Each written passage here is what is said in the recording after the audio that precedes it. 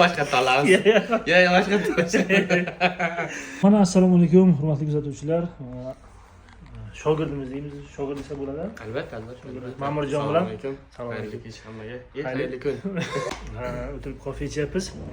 Kontrastli dush qilayotganlar. Kontrastli dush nima bu?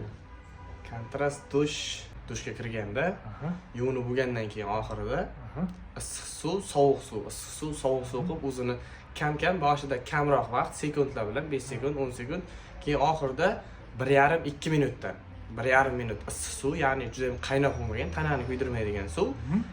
Oxirida o'sha 1,5-2 minut issiq suvdan keyin 1,5-2 minut muzday suvga dush qabul qilinadi. O'sha narsa kontrast dush deyiladi. Suvni issiq sovuq qilasizlar. Shundayda. Shunday. Issig'ini cho'milasiz, keyin sovuq bilan. Yo'q, qaynoq bilan emas, iliq bilan. Endi qaynoq.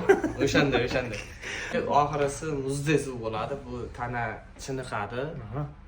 Xo'sh, quvvatni oshiradi. Yana bitta zo'r tarafi nima deydi?